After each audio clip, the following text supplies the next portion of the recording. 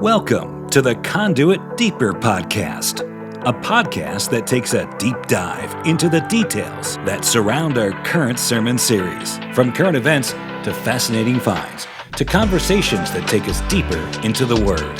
Thanks for joining us. Welcome to our Deeper podcast. My name is Mo, Executive Pastor at Conduit Church, joined with our lead pastor, Darren Tyler, for what will be our last episode of 2024, our 40th episode of 2024. Christmas is upon us. It's a week away. A week from today is Christmas. This year has flown by. Yeah. Did you get all your shopping done? You're on the clock. No, I'm going to do that on December 23rd. Okay. Yeah. I mean, it's before the 25th, so that works. My Christmas shopping strategy is I get the list from the kids and I just get what they, not everything they ask for, but hey, I'm not guessing. So I will go to or online shop, whatever. And then I'm done. Like there's no going to the mall to look. I can't remember the last time I was in a mall. The only reason left to go is the Apple Store. And that's barely a reason. Yeah. Because you can order online, but there's this time of year, there's always like these vintage, these vintage videos from the 90s, that show like how cool malls were back in the day. That's where I met, not to meet, but I used to go and look at my wife because before we were married, she managed a shoe store in the mall.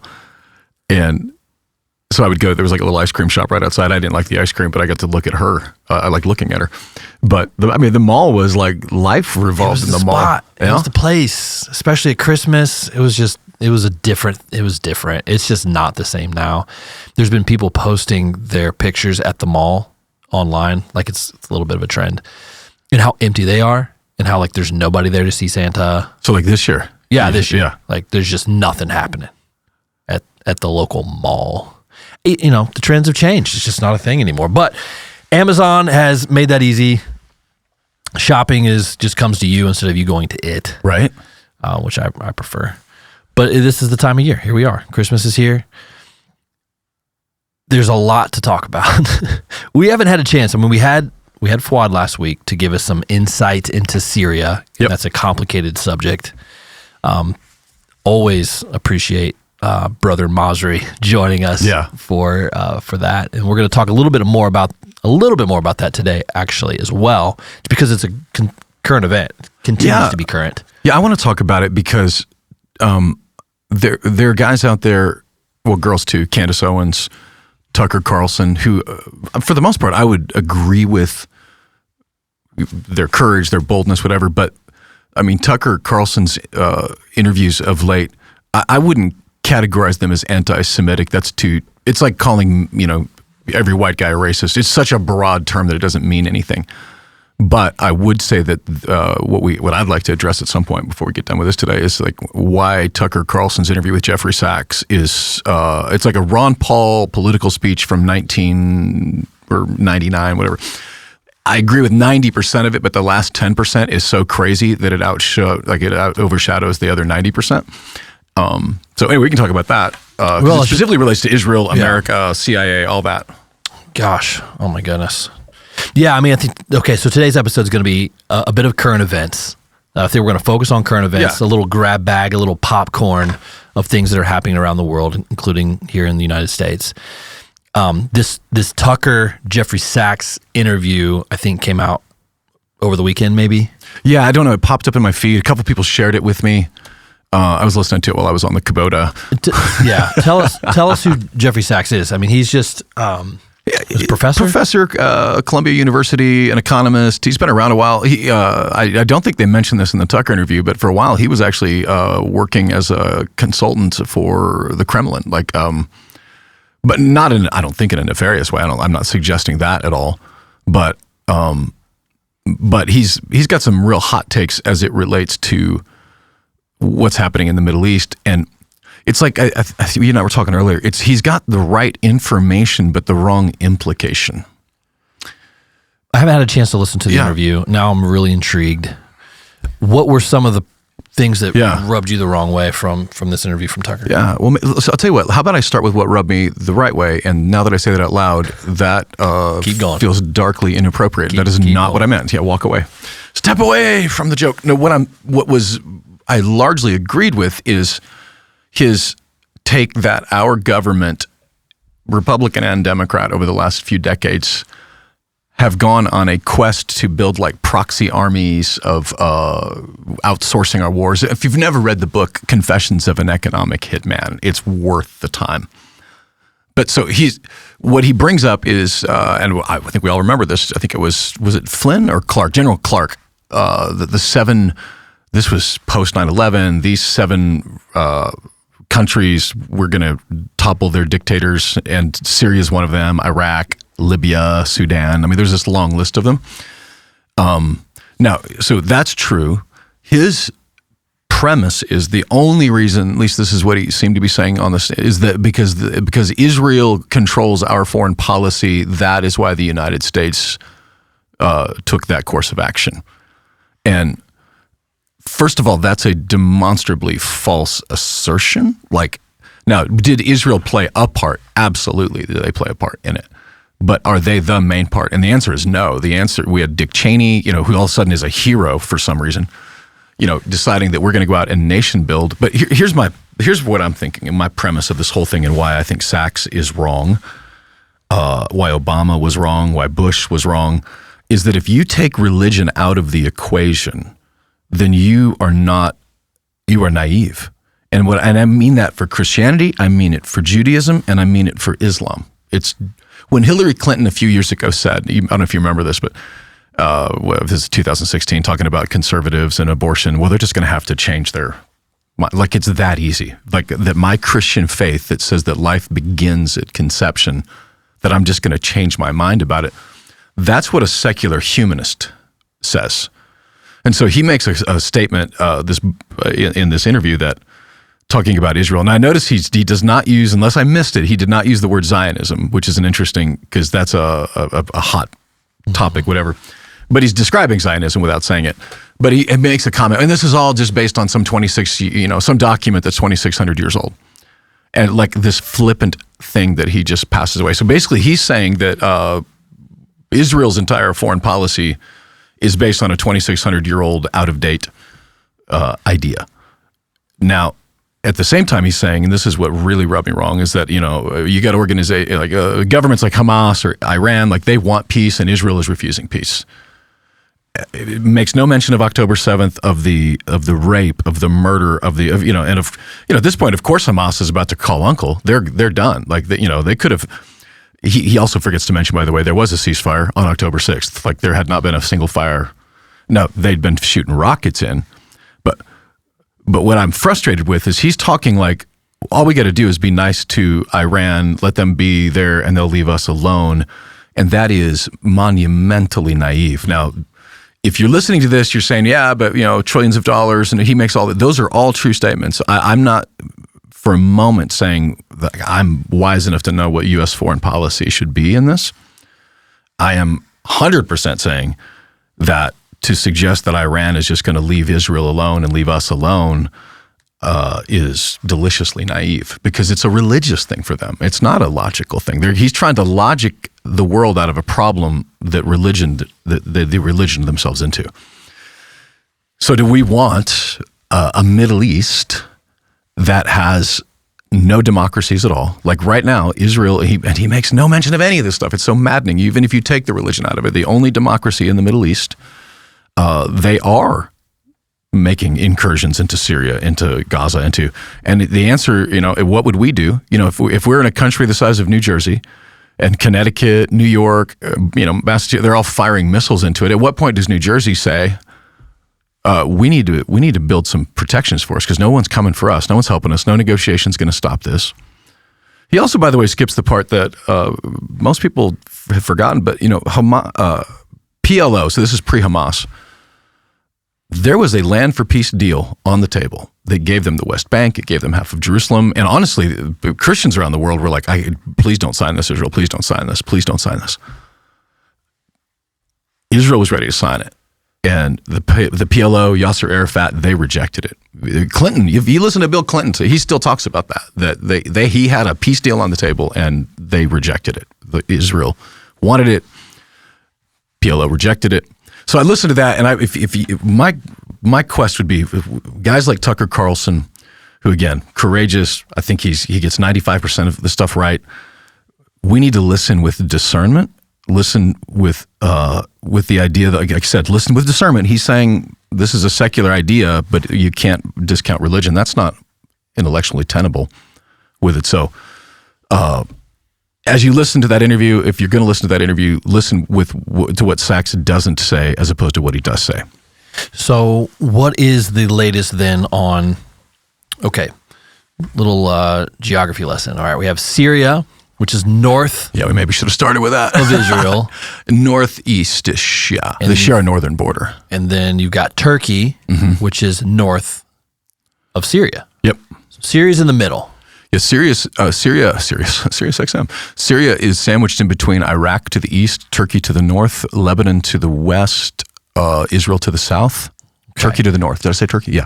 And so Israel in northern border is Syria, and they are making some advances across their northern border into Syria. Yeah. Right now. This is unprecedented.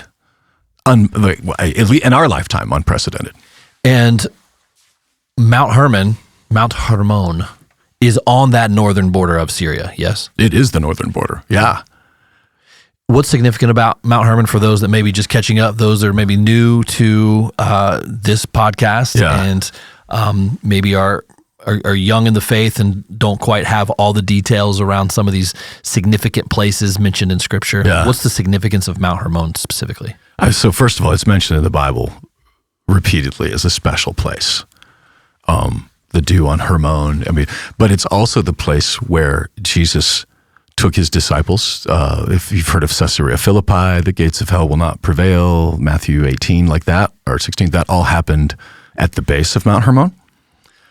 Jesus went there on purpose, 60 miles out of his way on foot to basically make the statement that the gates of hell will not prevail. And in my estimation, and I know that several theologians way smarter than me share this. Others don't, but it seems to me that it was Mount Hermon where the Transfiguration took place. So it's like after this happened with Jesus at Caesarea Philippi, they go up to it says just as he goes up to a high mountain. Now, if you're standing at the base of Hermon, reading that, you're like, well, that looks like a high mountain to me that he would have gone up to. And that's where the Transfiguration happened. But here's the significant thing is that it is the same place that the book of Enoch, it's worth reminding people, not inspired, not inerrant, and at the same time was read by Jesus, Jude, Peter, the early church, very much read. The Jews of that era were very much, it was found in the Dead Sea Scrolls, the book of Enoch, the giants, the watchers. But the story unfolds in the book of Enoch that Mount Hermon is where the watchers, the Elohim, the fallen angels came to earth to conspire against the sons of man, the daughters of men. Like that's where the plan was hatched for Genesis 6 to unfold. Like that's where Enoch says it took place. Is it? I don't know. I just know that Jesus, Peter, Jude, the early Second Temple period, very much trusted this as a. So I think of it as a commentary. I think I've said that before. It's not inerrant, but I also I'll quote a John MacArthur from time to time because it's somebody that you trust. So if that's accurate, it would make sense why Jesus would choose of all the places in Israel, all the places he could have gone to make the statement, "The gates of hell will not prevail against my church," that it would be at the base of Mount Hermon. And it says, and then from there he set his face like a flint towards Jerusalem, and it was where he would be crucified. So the invasion of heaven, of hell on earth happened there, and it seems to me that the invasion of heaven on earth happened there. And it would make sense that the evil still happening there is there are still principalities and powers there. And the reason this is important to bring up is the fact that Netanyahu was on Mount Hermon. Yesterday. It's such a strategic place, and it's on the border of Syria. And now that they're pushing across the northern border, I would assume that it's symbolic that he is standing on that mount facing the north. Yeah, it's a giant middle finger to the UN, a giant middle finger to Hezbollah, to Iran. So in the Six-Day War in 1967, very famous war. If you've never done any research, oh my goodness, it's the miracles that happened in that war are like remarkable. Literally every Arab nation attacked at once, and Israel opened up a can and whooped God, and it was over in 6 days. But they took, in that moment, they actually took the land that was Israel did. Now, keeping in mind, they didn't. This is the rules of war. They took the land because they were invaded by Syria. It wasn't like they invaded Syria and took the land. They were defending themselves from Syria, took the land. 73, the Yom Kippur War, that land went back to Syria. But for the last few decades, it's kind of been a buffer zone that was supposedly controlled by the UN. So if you stand at the base of Hermon, Caesarea Philippi, you can look up, see the top, it's snow-capped. There's actually a ski resort up there. Wild. Right? Yeah, skiing with the Nephilim, I don't know. But what Israel's doing now is saying, with what's happening in Syria, they are wisely saying, we don't know what this future is going to be. We know that this Hayat el-Lus, I can't pronounce it. I really need to get better at my Arabic. These are Al-Qaeda guys. They are. Now, did they turn over a new leaf? Their actions will speak. I think we all know that that's, again, this is a religion thing, so don't just assume that they're going to come in and all of a sudden be these warriors of peace. But would you want ISIS? Would you want Al-Qaeda in charge of a country? I don't think anybody would say yes. So what Israel seems to be doing on the south is saying, we're building a buffer zone right now because we don't know what's going to happen. Now, they're celebrating the fall of Assad. He is not popular with Netanyahu, with the Jews. But this is, I don't know that they wished for this to happen like this. So Israel's advancing from the north. In the north, yeah. In the north. Turkey. Yeah. Advancing from the north. From the north to the south. Yeah. Because Syria is completely compromised right now. So they're hitting the iron while it's hot. Yep. How much do Israel and Turkey get along? Not at all. Okay, so if you play this out, even kind of. If you play this out, Turkey's coming from the north, Israel's coming from the south.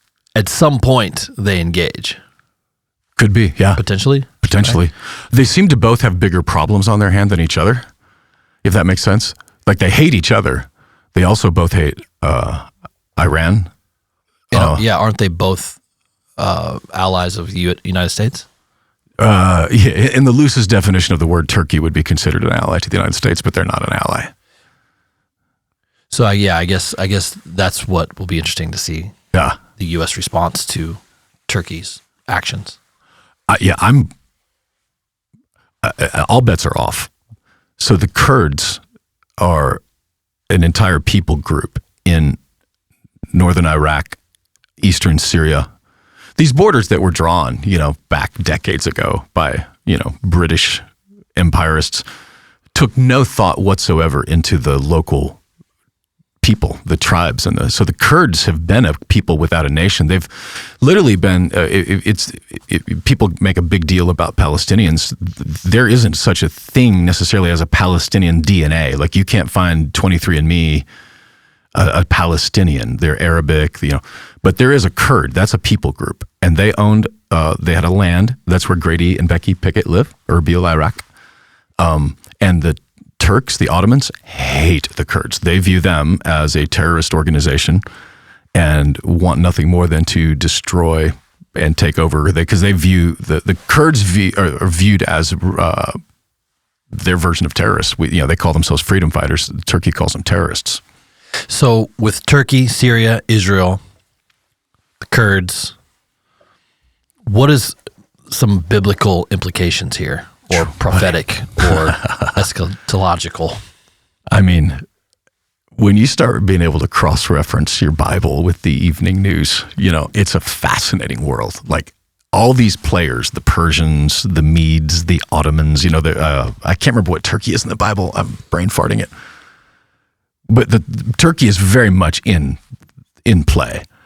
And as is Gog, Magog, Russia. I mean, literally, you're looking at all these nations going, they're literally the ones that the Bible spoke of thousands of years ago that are in play right now. I don't know. Nobody does. If this is the Isaiah 17 moment where Damascus is destroyed, like there's a prophecy that speaks of Damascus being destroyed and never inhabited again. That has never happened in history. It's one of the three oldest, longest, uninterrupted inhabited cities on earth. It's Fez, Morocco, Damascus, and I cannot remember. I never can remember the third one, but so it's never, that prophecy has never been fulfilled. I don't know that that's going to be fulfilled right now, but the pieces are in play. And when you start hearing Peter Thiel, did I tell you about this? Peter Thiel on Uncommon Knowledge with Peter Robinson? Mm-mm. CEO, founder of PayPal, Peter Thiel, openly gay, openly what, I'm not sure what he is. He's a great example of someone who can have conservative ideas and not be a Christian, right? I've said I think you can be a conservative without being a Christian, but you can't be a Christian without being a conservative. But he's literally on a tour right now talking about Armageddon, about Antichrist, using Daniel 8, Isaiah 17, but he's using it in the same way Jordan Peterson does. So it's absolutely vexing to me because it's like they're treating it almost like it's a Nostradamus thing, like it's instructive. So in Thiel's world and mind, this is not a unavoidable future for us. We have to get it right so we can avoid Antichrist, so that we can avoid Armageddon, and that there may still be time. And using the Bible as a source for it. I don't know.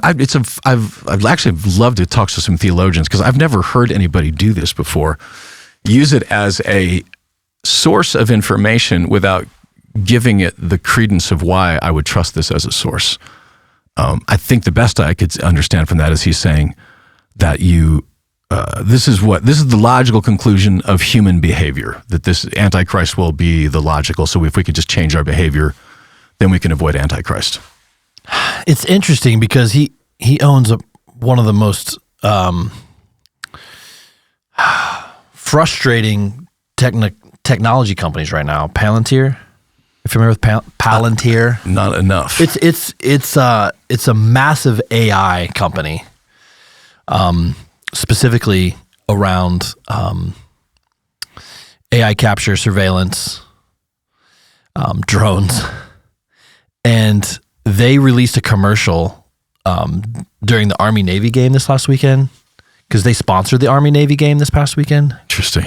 Anyways, it's a whole rabbit hole. It's kind of weird, but he's very much on the front end of technology, like on the very front end of tech and AI, and is pushing for a lot more like biotech.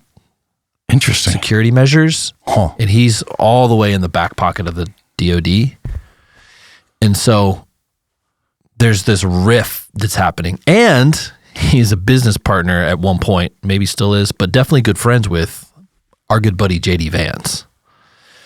And so there's all these rumblings about, okay, why is Peter Thiel hanging around some of what we would deem as the good guys when he kind of has some nefarious dealings? I mean, and weird ideas. Yeah. So he's also a guy that I'm 85%. No, I'm 100% sure of this. If you remember a while back, I referenced in a sermon about Silicon Valley billionaires building their bunkers, their doomsday bunkers. He's got one in New Zealand. Mm-hmm. I feel like he has one in the Midwest as well. But he's been thinking about the end of the world for a while. Yeah, absolutely. He's an interesting character. Yeah. So, and it is interesting to me that the billionaires that are there, that's one of the biggest booms out there, are these guys that are got their doomsday bunkers because they're ready for the pitchforks and the torches for the uprising of the population. But what I'd never heard him say before was to actually reference the Bible almost like a source paper. I don't know. It's such a weird, I listened to this, and I normally listen to every podcast on like 2.0 speed, but I put this one to like 1.0 because I'm like, this is a really, especially like, so Uncommon Knowledge is one of my favorite podcasts. Peter Robinson, Hoover Institute, great. But it was just a really weird moment to hear. And for them to do a two-parter even with Peter Thiel, talking about the end of the world and using the Bible as a reference of that. Yeah, they're calling him a techno-Christian because of his love for technology and where this could go. What is his role in the future? Techno-Christian. So are they saying that he professes a faith in Christ? Because that sure didn't come across in any interview I've heard from him. Apparently he said in an interview with Piers Morgan that you can only have knowledge of God through Christ. He's on some sort of religious journey at the moment, it appears. Huh. And he's trying to somehow maybe reconcile his advanced AI technology with what the Bible discusses in terms of the Antichrist and that's fascinating because governments and biotech. What I'm intrigued by is you've got a guy that, again, I don't know where his faith journey is, but the logic journey is what I just said. You can cross-reference the evening news with what is happening in the world, and you have to stop and ask yourself the question, how is that possible? So yeah, one of the things he says, if there's two options in the world, Armageddon or the Antichrist. Oh, he says those are, yeah. That's interesting because he didn't say, I don't remember him saying which that. Thiel explains would manifest as a quote unquote one world I can't speak today. Totalitarian. He explains that this would manifest as a one world totalitarian government with real teeth, which is interesting because that's what he's trying to actually create with some of his companies, is this totalitarian biotech, AI surveillance. He has all the technology for all of these things. Like his company is like the leading company for these items. Interesting. And in the drone world, like when we talk about drone wars and drones in the news, like he knows some stuff. Like his companies are helping fund some of the most advanced research around these things. Well, look, the thing is, interesting. If you view the world through an eschatological lens, like it's called dispensationalism, right? This is the dispensation of grace, and soon the dispensation of wrath is coming. And if you hold to that view, which I still do, there's all the pieces are in place in a way they were never before, ever. Even the fact that we can destroy ourselves in a matter of minutes is unprecedented in human history. That nuclear weapons, that we have right now, and meanwhile we get President Biden. It seems like he's trying to provoke a nuclear exchange. Let's be clear. His administration is. I don't think he has any. Yeah, he's probably still in nap time going on. But that's actually a really good point and worth making. That we don't know who's making these decisions because it sure doesn't seem to be him. So we need to keep an eye on Israel and the Middle East, always. And it seems like there's new developments on a weekly basis. So we're going to keep an eye to that for sure. We're also keeping an eye to the sky, as we just mentioned. Drones have taken over the East Coast, it seems. Every day every night rather, there is new sightings. I think I read this morning, there's been 5,000 reported sightings. In the past 1,000. Wow. Yeah, in the past 2 weeks. What's your take? The central areas of these reports are New Jersey, New York, Eastern Seaboard. But there's also reports all over the country, including my backyard where I'm from, at Wright-Patterson Air Force Base. I tried to remember, I think this is the third conversation we've brought up Wright-Patterson Air Force Base in Dayton, Ohio this year. Is it really? 3 different topics. That's almost 10% of our episodes. Oh, man. Somehow Ohio just finds its way in the mix here. So my brother lives next to Wright-Patterson Air Force Base. The airspace at Wright-Patterson, Google it, research it, read about it. Wright-Patterson Air Force Base is one of the largest Air Force bases in the country.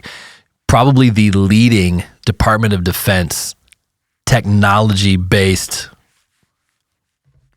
Air Force bases in the country. Like, there's some crazy stuff that's been invented there. Mm-hmm.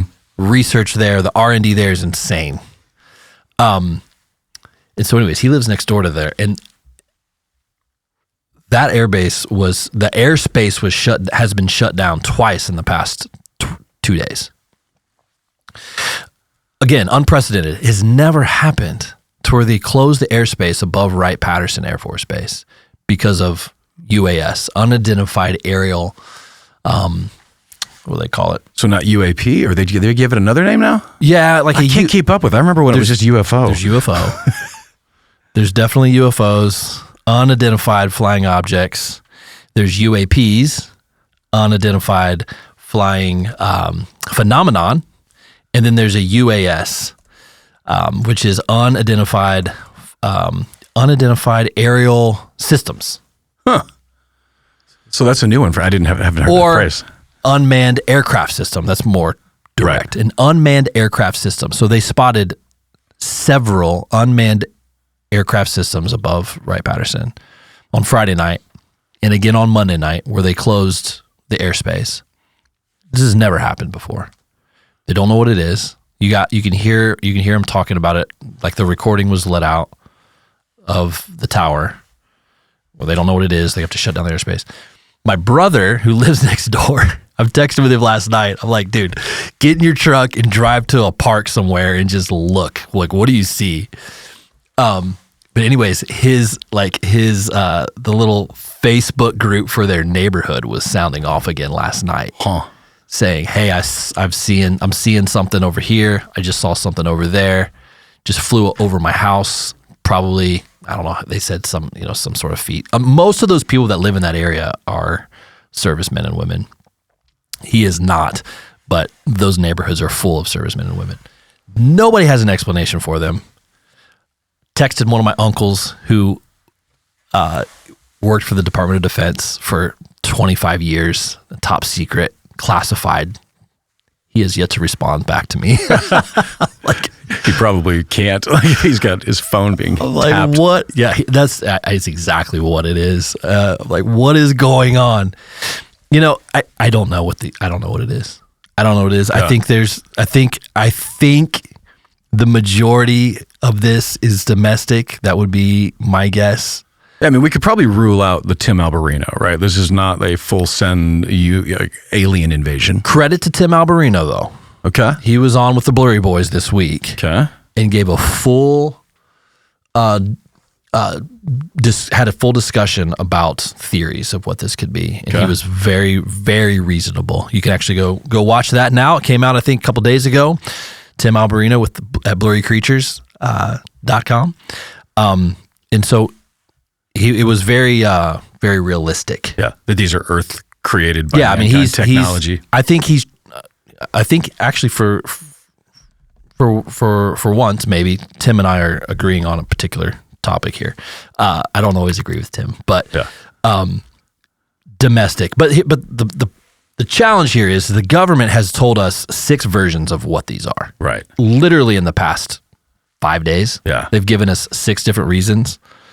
The drones are coming from the Iranian mothership off the coast. That was the reason about 10 days ago. There's no chance that that's true. No, because there's no chance. Look, I've seen the Iron Dome. Okay, we may not have Iron Dome technology, but these are shooting basically a missile with a missile, shooting a bullet with a bullet. Shooting a drone is not that complicated. No, like they could vaporize all of these. Another explanation the government gave us was that the drones are hobby and commercial drones. Which some of them probably are. Yeah, some. Yeah, but it does not explain. No. And then it was touted from the Pentagon that these are not drones; they're airplanes, and we're just misidentifying them.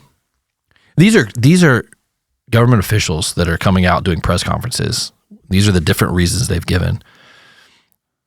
The next reason that came out was they are drones, but they're U.S. military drones. Like they've admitted, okay, so some of these are U.S. military drones just doing recon. On what? I'm not sure. They came out just a couple days ago and said, actually, we have no clue what these are. Yeah, my favorite when I hear them say that, there's no evidence that they're a danger to us. Like, well, is there a danger they're not? Is there any evidence they're not? Like, there's just saying there's no evidence they're in a danger, it doesn't mean anything. And then yesterday they came out and said that these are Chinese spy drones. That was the most recent. Was that from federal government? Yeah, that was from, I can never remember his name, the Pentagon spokesperson. These are Chinese spy drones. Sure, maybe, probably. Yeah. I mean, Maybe we all remember the balloon that traveled yeah. across the country. Maybe all of the above. Yeah, exactly. You know, I mean, that's what's wild to me is, so if we fly to Uganda tomorrow and we take a drone with us for photography, they'll take it and keep it. Yeah. Nepal, most countries right now, you cannot be a hobbyist or a professional photographer with a drone and get it into the country. Like, it's illegal. Now, well, never mind. So we may or may not have figured out a way. Watch some of the videos and you can see whether we got them in. But my point being that in our country, that's clearly not the case. And I know that what I'm wondering about is, so with the drone hypothetically speaking, if we would have had a drone in Kathmandu and it would have, hypothetically speaking, got close to their airport, the drone would send an alert to the user, forbidden airspace, and then automatically return to the user. Right. You know, speaking for a friend, of course. But I'm wondering what technology they're using, like overnight. If it's not military, so a different way. Hobby drones would not be able to do that. No chance. The software won't allow them to do it. No, those things are geofenced. As soon as you penetrate a geofenced area, such as an Air Force base, any Air Force base, much less Wright-Patterson Air Force Base, that thing's falling to the ground or returning to sender or getting shot out of the air. Yeah. Yeah, it's wild because we are in a time right now, I don't know if you've listened to, I think you sent it to me, our friend Sean Ryan's most recent, or one of his more recent interviews. It was a female whose name, I can't remember who she is now. Yeah. Like, talking about Al-Qaeda being fighters inside the country or being sent in here. Such a good episode. Scary episode. Yeah. But it's like these open borders that we've had have left it open for all kinds of crazy stuff to happen like this. Like, this was Sarah Adams. What's her background? She is a CIA. It's called Targeter. So she was part of CIA? Huh. Yeah. Fascinating. Yeah. She's like a leading consultant for still doing government work. Everything she said seemed credible. She brought the receipts. But even if she didn't bring the receipts, it just seems obvious. This has happened before where we've been attacked on our soil. The fact that we have not been attacked again is miraculous. I mean, I don't know what else to say. Like, if we don't live, she mentioned we don't live in a country where we're used to people walking in with a suicide vest. You know, that's normal inside of most Middle Eastern countries. I don't know why that hasn't happened before. That's not like that controversial of technology that they couldn't get their hands on. And of course, what she's saying is there's something imminent coming to our shores. I found it interesting that she mentioned that they were patterning it after the Taj Mahal, the Indian, the attacks that happened in India at the hotel back in 5 years ago, which wasn't necessarily a straight up suicide bomber. It was a suicide soldier. Like, we're just going to fight till we get killed. And if you remember that hotel, they set it on fire. They had hostages and they just kamikaze style fought to the death. And that's what she was saying, that those types of Al-Qaeda soldiers have been trained and they are either in the U.S. or on the way to the U.S. right now. And, you know, waiting orders, we don't know. But when you look to 2025, then you know that we've got a president-elect that has very much struck fear into the hearts of the Ayatollah Khomeini, of even Assad. I mean, who's not power anymore. You know, that there would be some type of an effect where they would come in to use this window to get him, to get us. Yeah, I mean, I want to know what DJT thinks about all this. Donald, he's been asked. He says no comment. He's in the briefings. I don't know that he can share. bring it on home. They, the Watchers, you mentioned Mount Hermon, the Watchers coming down to earth, Jesus being born, the wise men following stars at night. What did those look like back then? Bright, shiny things flying around the sky. I mean, is there a percentage that we're dealing with some other things too? Is it possible? I mean, it's possible. It's possible. That's all I want to say. It's possible. Possible. I don't know that it's plausible. Probable? I mean, the wise men followed a star, but there's a moment in the Christmas story where it's like the angels in the sky, that was like the heavenly hosts. The heavenly hosts, or these stars, or what does the heavenly host look like? Yeah, what did it look like? Was it like a bunch of drones? Like, does it look like New Jersey at night? Yeah. Does Bethlehem look like New Jersey at night? Well, I'll say this: if any of these drones start singing "Glory to God in the highest," like then I'll be like, okay, maybe we're onto something. We'll have an answer. Okay, so we're looking to the Middle East. We're keeping an eye to the sky, and then we're keeping an eye on the calendar because the inauguration happens on Monday, January the 20th, 47th president. And we've talked about this earlier this year that there's several events that have to take place until we have an actual new president. One of those is an election and everything that led up to that. And we talked about it ad nauseum all year long. We had an election. Donald J. Trump is the president-elect. But he can't do much until he's actually inaugurated on January the 20th, 2025. And there was an assassination attempt, possible a second assassination attempt while he was golfing. Yep. There's a lot of chatter about maybe another attempt before the inauguration. They've kind of kept him on the DL. I mean, they should. They've been keeping him private for most of the time since the election. He's only come out a few times from Mar-a-Lago. Like, he's gone to a couple of football games, some UFC fights. Yeah. But other than that, like, he's mostly stayed in Mar-a-Lago. He's been busy, like picking his cabinet and advisors, stuff like that. But between now and then, keeping this man alive is obviously an important thing before the inauguration on the 20th. And so with all of his different advisors and different cabinet members that he's selecting, they're going through that entire process now. What are some big things that maybe we can hope to see out of the gate from Donald in 2025? I mean, my hope, I'd be interested to hear yours, but they say that if you want peace, prepare for war. If you want war, prepare for peace. He's definitely not been a pro-war guy in the past. For whatever reason, I don't know. He clearly never served, so he didn't have that. But in my opinion, what I'm looking for internationally is I'm hoping that he keeps his word and negotiates peace.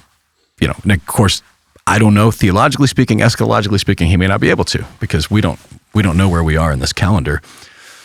But I'm looking at that. He threw the gauntlet down to Hamas this week. I don't know if you saw that. 100%, yeah. Hostages are to be freed by the 20th of January, or they will, quote unquote, have hell to pay. Yeah. What do you think that looks like? Well, the question is he bluffing? And you don't know. But this is the prepare for war if you want peace. It's somewhat reminiscent of the Iran hostage crisis of the late 70s. Jimmy Carter, really good Sunday school teacher, terrible president. And Reagan is elected, and with, I can't remember if it was before his inauguration or around it, but the hostages were released because Iran realized this was going to be a problem. So I don't know if he would follow through with it. I know that he would. If he does, he'll have hell to pay from the Tucker Carlsons of the world.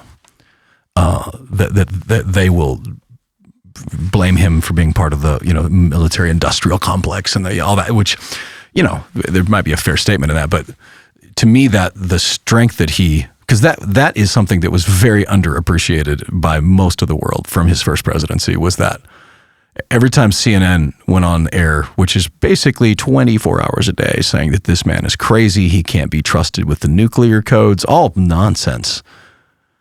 But, Rocket Man over in North Korea, Putin, they're seeing the same news and going, I don't know what to do with it. He's unpredictable.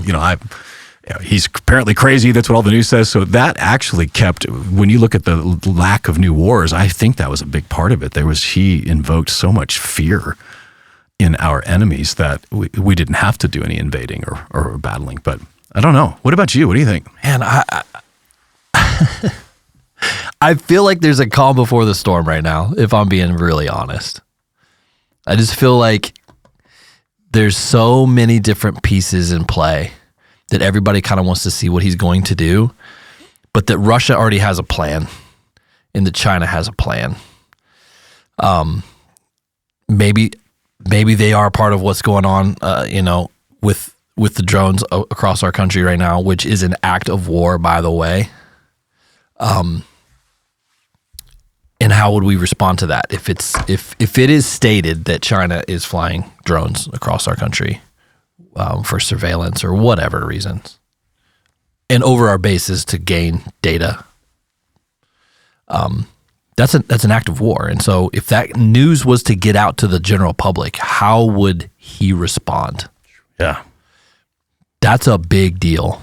And so what does that look like?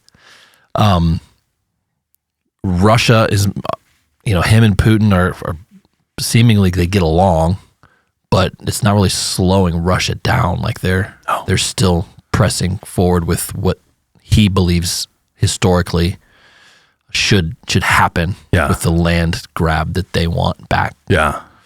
I think if he gets in office, the only way to end this Russia thing is for him to say to NATO, Ukraine does not get to be right in NATO. Like we are not, because you got to go all the way back to the early 90s when these treaties, or 80s, so these treaties were put in place, late 80s.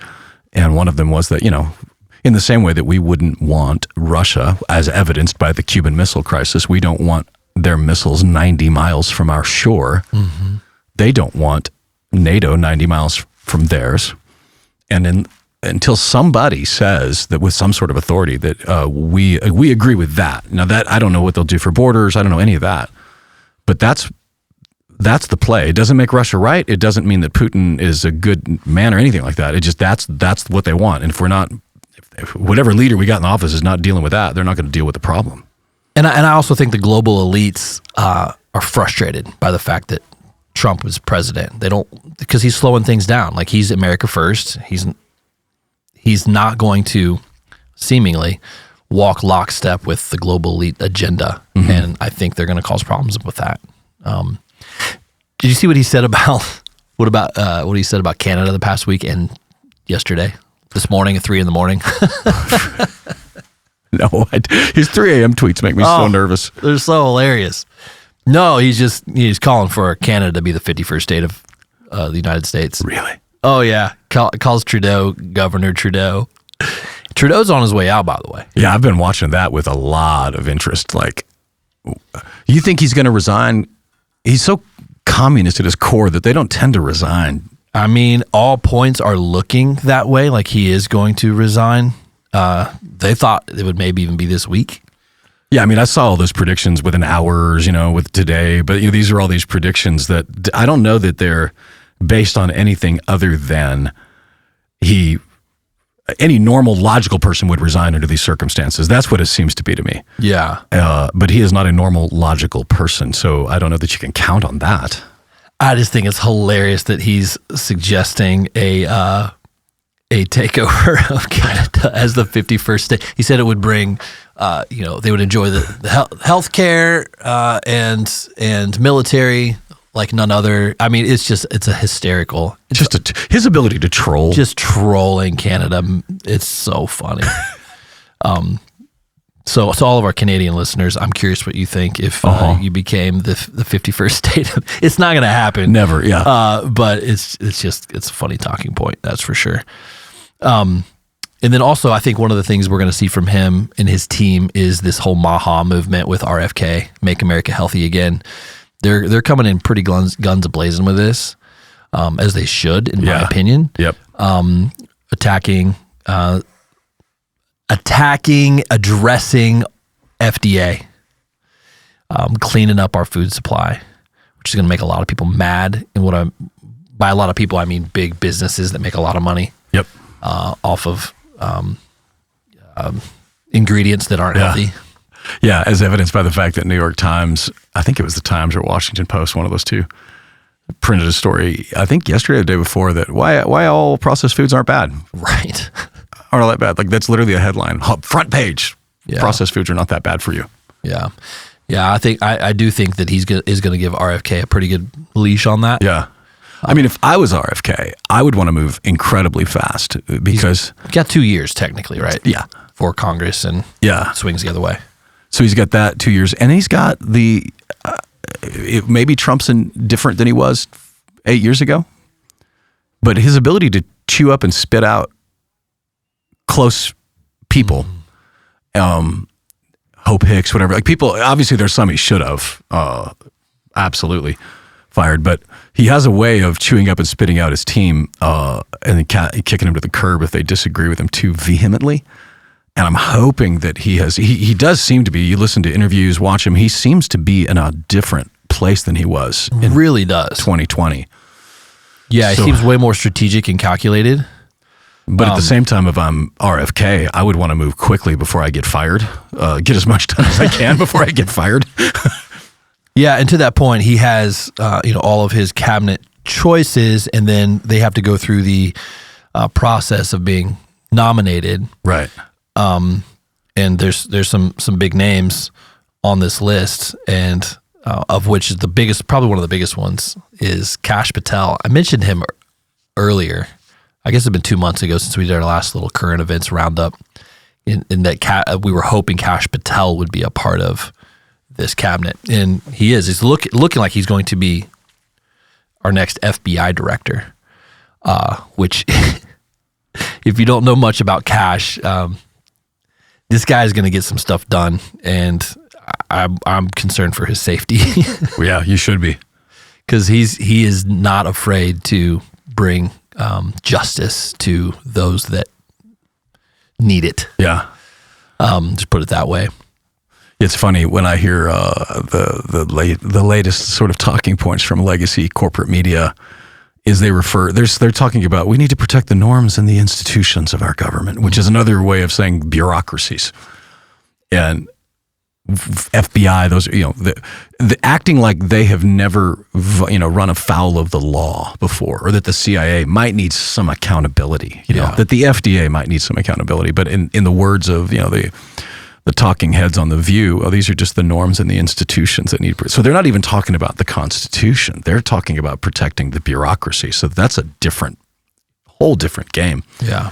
And the idea that someone like a Kash Patel, could step into the FBI. I mean, maybe finally we'll get to know who killed JFK. I think we already know, but we could see some of the. I would love to see the stuff around 9/11 declassified. Mm-hmm. This idea that these levels of protection right now that are for our best interest, hopefully someone like them can get in there and start. I've used the phrase, but this is like the Molotov cocktail that we're throwing into these bureaucratic monstrosities, shaking it up. Hopefully, Now that said, hopefully, when they burning stuff down, that they're building something worth repeating. Building something worth protecting, and at the same time protecting us from. I mean, when you talk about the FBI, government, law enforcement colluding with social media to silence people, that's that's stuff that happens in Russia, not America, but it is happening in America, and it's got to stop. I like what Vivek and Elon are doing with the Department of Government Efficiency. It's if there was ever a government organization that I would want to be a part of, It's that one. The idea of running things efficiently is like number 1 or 2 on my list of how I live my life. As efficient as possible. And so the fact that they're going to come in and start trim across the board, I love everything about that. One of the things that they're talking about, and I'm curious, this is a question I have for you and for our listeners. Which team are you on? Okay. Are you on team permanent daylight savings time? Or are you team permanent standard time? Because this administration is going to figure it out and it's going to be done once and for all. But it's not as simple as you think. It's not just a matter of getting rid of daylight savings. You have 2 options here. You got to choose the one we're going to go with. Correct. And the debate is as hot as it's ever been. So, have you done much research around this?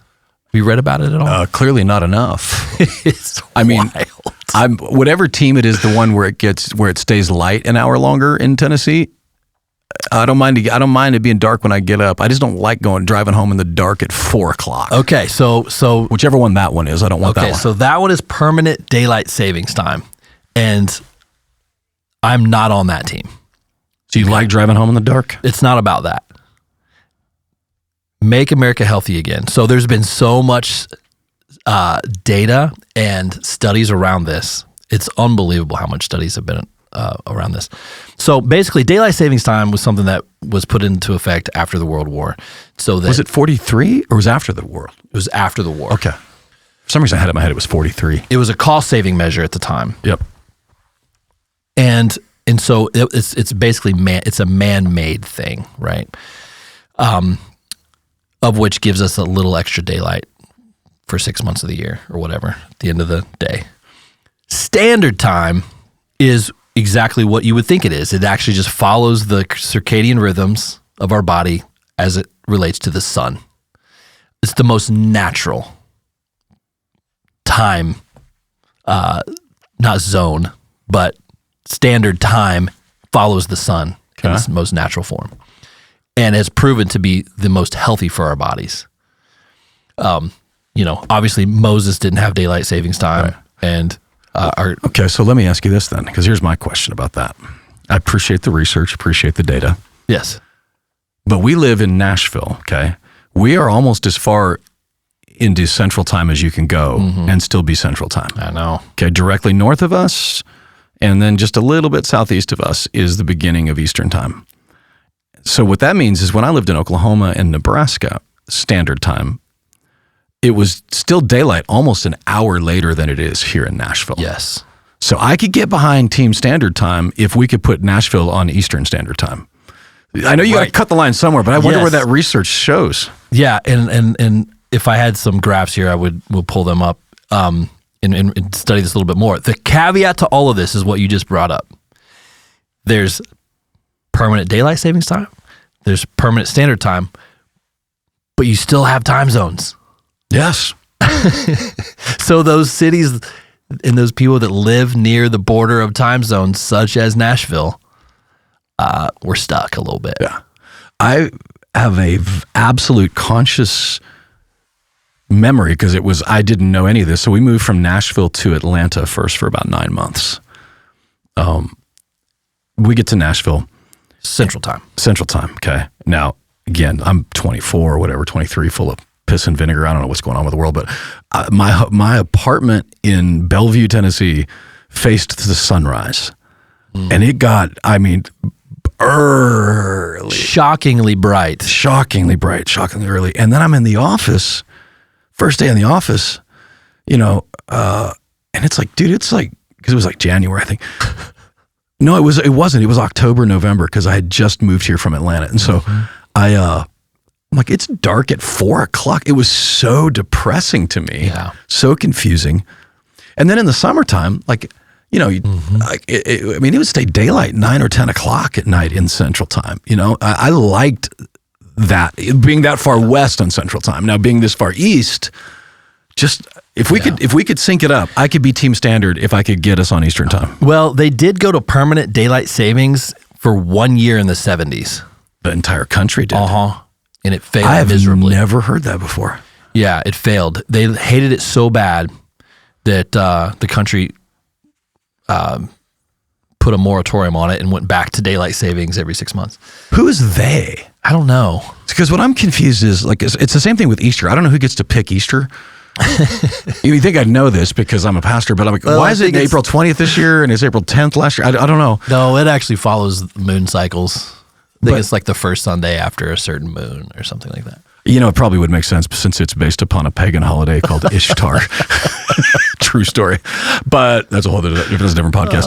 But I'm just curious who they are because I don't know who gets to make the call. So like in Arizona, there's one part of Arizona that does not participate in it. Indiana doesn't. Well, there used to be Indiana, but that's not true anymore in Indiana. So who's they? Who gets to decide that? Is it like the governor of each state? Is it the county? It's federal.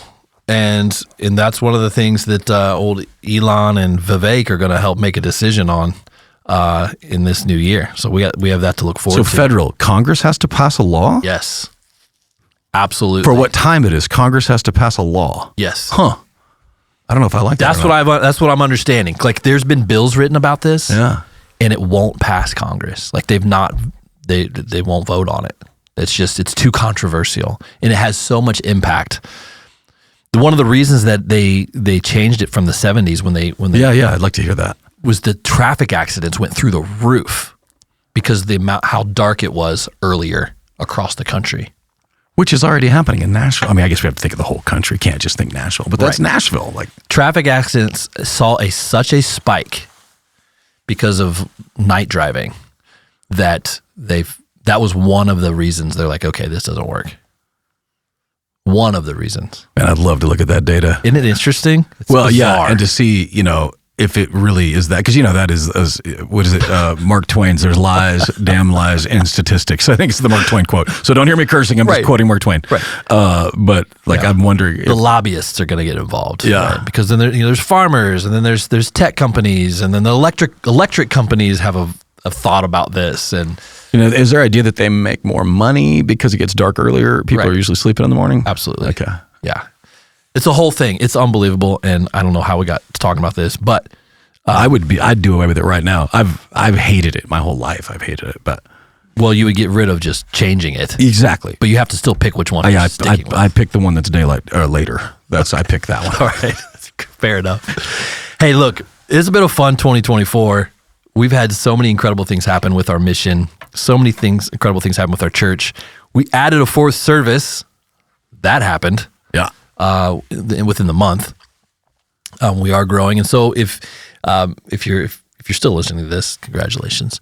But we have 4 service times: 8 a.m., 9:45, 11:30, and of course our 5 p.m., which we've affectionately called Darren After Dark. But after this past 8 a.m. service, oh man, a new name emerged for how we could brand the 8 a.m. service. And that is Darren Before Dawn. So we have the bookends here. I don't know that that's going to be a different version. I don't know if it's going to be a selling point because Darren Before Dawn is. I actually felt like I owed like a formal apology. Like I need to write a formal apology to the first service people because I was so scattered. It's not as spicy as the Darren After Dark, but it's a fun ride for you, for our team. There's a moment where, we had some technical problems. The caffeine hadn't quite hit yet. And so you still bringing the word, you're still teaching, but it's a fun ride. Yeah, maybe, I don't know. I'll be interesting to see. Obviously I get a week off here from that, but I walked off that stage going, I'm not sure what just happened here. It was Darren Before Dawn. That's what it was. We got to fix the daylight savings to get you right. Oh, man. And so this weekend, we have our Ag Center gathering. One church under one roof for the first time in a decade. Yeah, it's going to be so wild. Really excited to have everybody together. Lots of effort being put into this for us to look around the room and see thousands of Conduit family together in one place.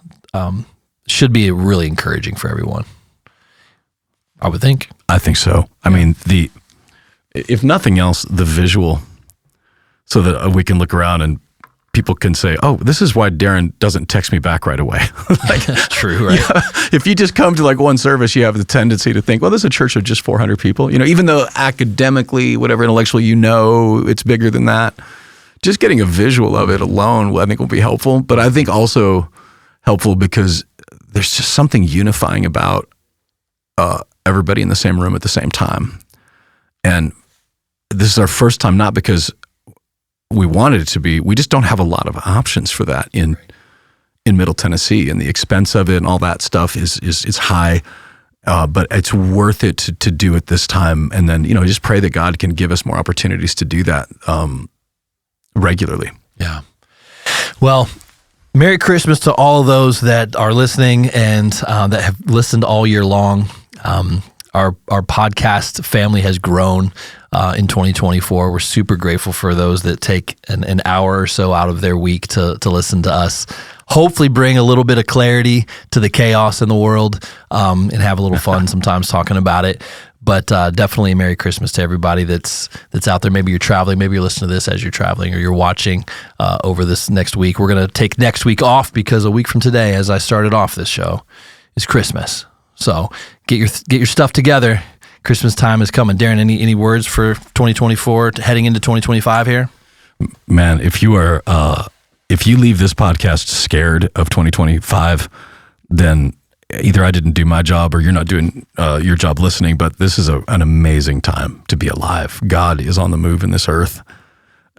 If Jesus returns, how awesome would that be for 2025? Everything's on the table right now, and things are moving at fever pitch. There's a harvest happening in the church around the world. I love that Fuad talked about the church in Iran and different places. Like, there's amazing things happening. So, we talk about this stuff because it does matter as far as the geopolitical, but we can't miss the fact that the geopolitical is just a surface symptom of a spiritual war. And behind the scenes, God is winning that war. He's not losing. Thank you for joining us on this week's Deeper Podcast. And again, Merry Christmas, and we'll see you here soon.